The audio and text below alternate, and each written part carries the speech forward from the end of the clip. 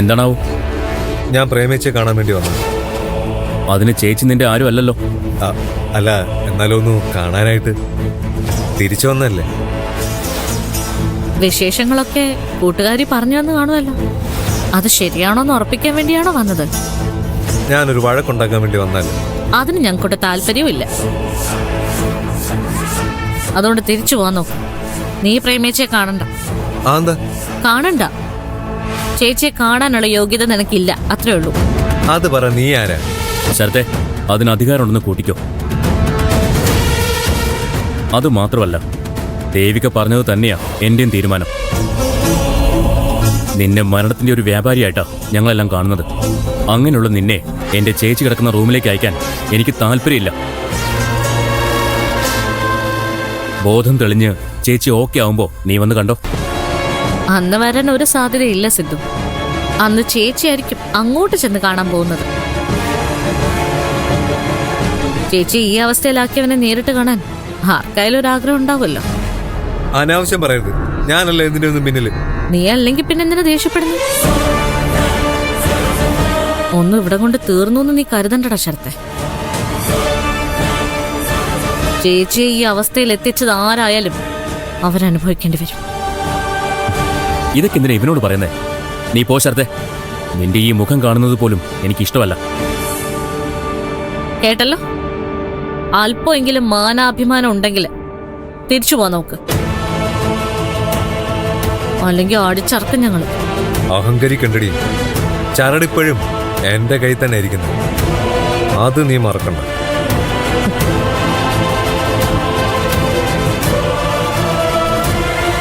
മനസ്സിലായോ ശരത്ത് ചരടുന്ന ഉദ്ദേശം എന്താന്ന്?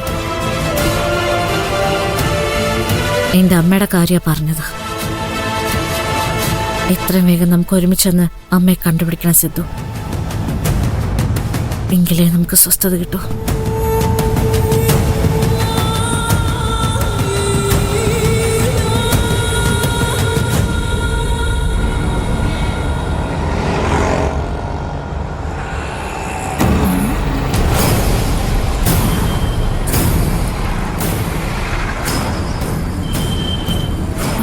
നിരഞ്ജ, നിരഞ്ജ, അക്ഷര വന്നില്ലേ? ഇല്ല. വീട്ടിലേക്കല്ലേ?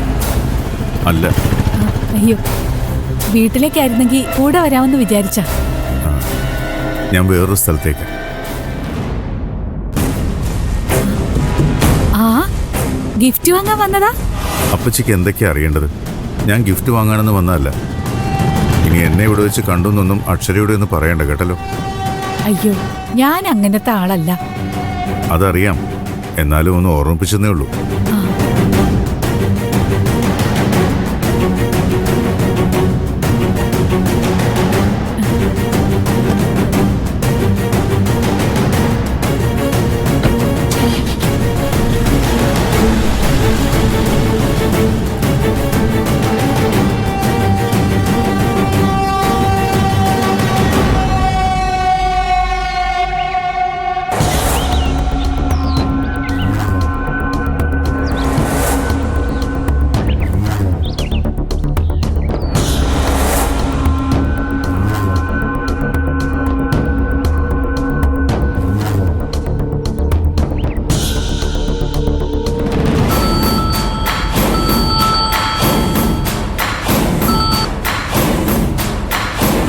എന്താ സ്വാമി?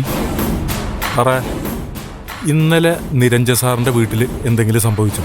പൂവ്, അവിടെ ഒരു മോഷണ ശ്രമം നടന്നു. കേറിയതാരെന്ന് കണ്ടോ? കണ്ടെങ്കിൽ പോലീസുകാരോട് പറയില്ലേ? അവരോടിക്കളഞ്ഞെന്നാ പറഞ്ഞത്. ഓടിച്ചിട്ട് പിടിക്കണമായിരുന്നു സാറേ. അതൊന്നും നടന്നില്ല സ്വാമി. അതിരിക്കട്ടെ, ഈ വിവരം താനെങ്ങനെ അറിഞ്ഞത്? അത് നിരഞ്ജൻ സാർ ഇവിടെ വന്നിട്ടുണ്ടായിരുന്നു. തന്നെ കാണാൻ? അതെ. അങ്ങനെ വരാൻ വഴിയില്ലല്ലോ. തനിക്ക് എന്തെങ്കിലും സംഭവിച്ചാൽ സന്തോഷിക്കുന്ന കൂട്ടത്തിലാണല്ലോ അയാള്. അതറിയില്ല സാറേ. വന്നിട്ട് മരുന്ന് വല്ലതും കുറിച്ച് തരണമെന്ന് ചോദിച്ചു. ഞാൻ വേണ്ടെന്ന് പറഞ്ഞു. അത് നല്ലൊരു മാറ്റമാണല്ലോ സ്വാമി. അതെ, എനിക്കും അങ്ങനെ തന്നെ തോന്നി. ഞാൻ പോലും ഓർക്കാത്ത കാര്യമാണല്ലോ അയാൾ ചെയ്തത്. സത്യത്തിൽ തനിക്ക് ഞാനായിരുന്നു മരുന്ന് പ്രിസ്ക്രൈബ് ചെയ്യേണ്ടിയിരുന്നത്. ഞാനത് ചെയ്തില്ല. അതൊന്നും സാരല്ലേ സാറേ, ഞാൻ ആയുർവേദമാണല്ലോ. എന്തായാലും ചോദിക്കേണ്ട ഒരു മര്യാദ ഉണ്ടല്ലോ സ്വാമി. അതൊന്നും കുഴപ്പമില്ല. മരുന്നല്ല സ്നേഹമല്ല സാറേ വലുത്, അത് സാറിനുണ്ടല്ലോ. പിന്നെ സാറേ, ഈ 2 പേരുണ്ടായിരുന്നു എന്നാണല്ലോ പറഞ്ഞത്. എങ്കിലത് ഇരുട്ടും പരുന്തുമായിരിക്കും. അവരാണല്ലോ കള്ളന്മാര്. അത് ശരിയാ. പക്ഷെ അതിലൊരാൾ റിമാൻഡിലല്ലായിരുന്നു സ്വാമി. പുറത്തിറങ്ങി കാണും. എന്തായാലും സൂക്ഷിച്ചോളം പറയും നിരഞ്ജൻ സാറിന്. ചുറ്റും ശത്രുക്കളാ, ആരൊക്കെ എന്തൊക്കെ ചെയ്യുമെന്ന് പറയാൻ പറ്റില്ല. എന്നെ കൊണ്ട് പറ്റുന്ന രീതിയിലൊക്കെ ഞാൻ പറഞ്ഞു കൊടുക്കുന്നുണ്ട്. കേട്ടാൽ അവന് കൊള്ളാം. എന്നാ വെക്കട്ടെ സാർ. ശരി ശരി, ഓക്കെ.